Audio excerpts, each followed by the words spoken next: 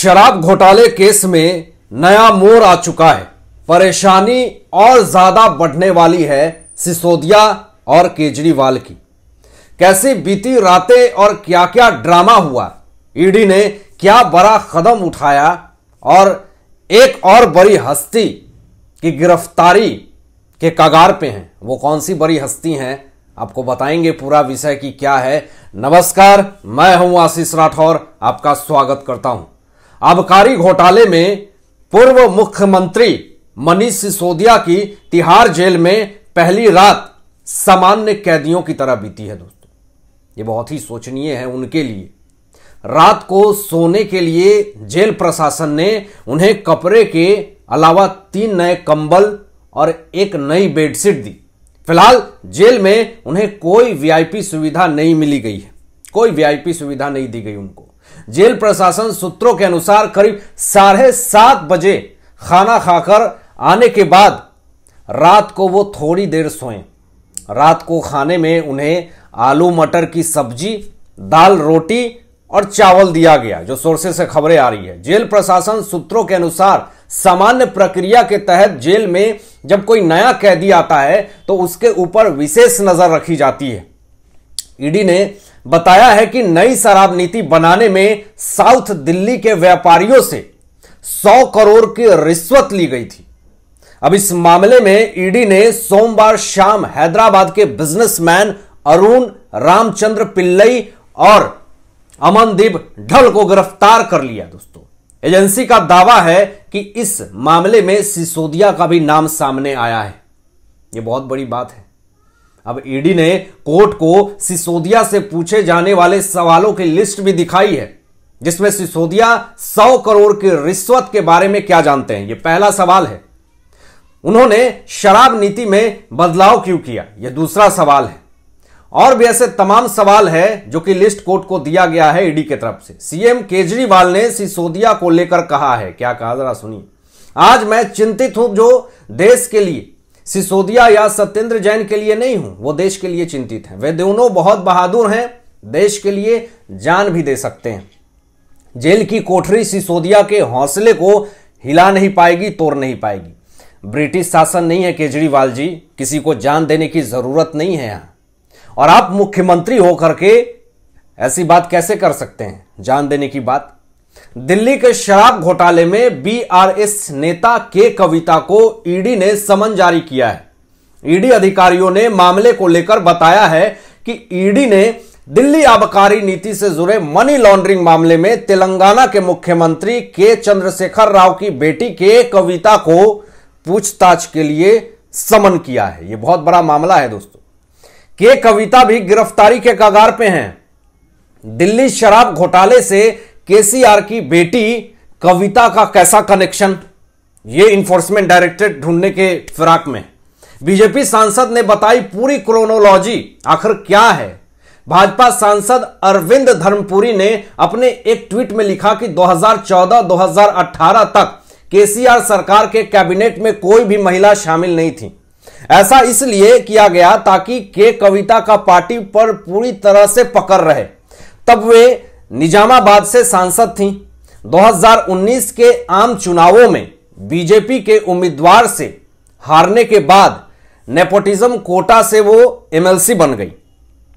अब दिल्ली शराब घोटाले में प्रमुख साजिशकर्ता के तौर पर उनका नाम सामने आया है। दोस्तों, तो नाम सामने आया है तो ये बहुत बड़ी बात है केसीआर के लिए। महिला आरक्षण बिल के लिए लड़ने के लिए उनका अचानक प्रचार लोगों का ध्यान दिल्ली शराब घोटाले से हटाने के लिए किया गया था। भारतीय जनता पार्टी के विधायक ने आगे कहा कि तेलंगाना सरकार तेलंगाना आंदोलन के दौरान कभी भी किसी के सामने नहीं झुकी है, लेकिन अब दिल्ली शराब घोटाले में के कविता का नाम सामने आने के बाद पूरे राष्ट्र के सामने शर्म से केसीआर का सिर झुक गया है। बेटी पे आरोप लगे हैं और यही केसीआर बिहार में आकर प्रवचन दे रहे थे। पहले अपने घर में आरोपी है वो तो सही कर लें आप।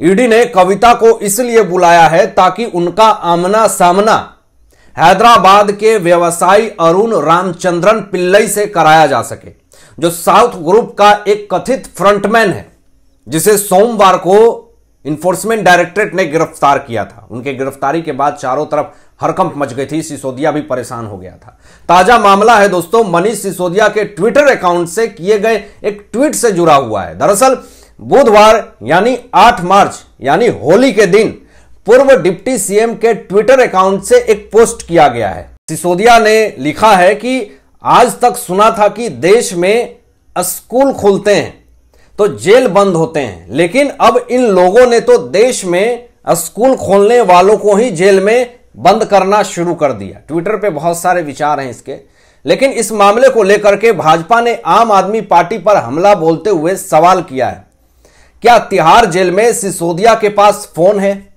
बता दें कि यह विवाद तब सामने आया जब आपने यानी आम आदमी पार्टी ने दावा किया कि तिहाड़ में पूर्व डिप्टी सीएम को खूंखार अपराधियों के आसपास रखा गया है और उनका कत्ल कराया जा सकता है।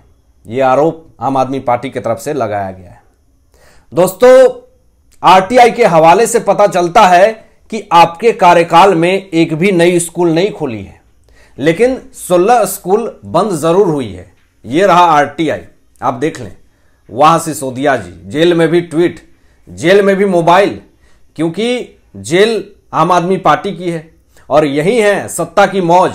और आम आदमी पार्टी का संजय सिंह कहते हैं आपको जेल में अपराधियों से खतरा है, मोबाइल लेकर के मटर गश्ती कर रहे हैं। ऐसे तो राम रहीम इंसान ने भी युवाओं को ड्रग्स से दूर रखने, रक्तदान करने, कन्या भ्रूण हत्या रोकने, पेड़ लगाने, अंगदान क्षेत्र में बहुत काम किया था, लेकिन रेप किया तो जेल गया ना।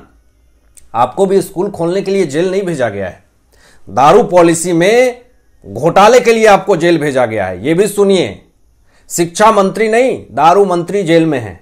अब यह दुर्भाग्य है कि दोनों मंत्रालय आदरणीय रूपवान ही चला रहे थे।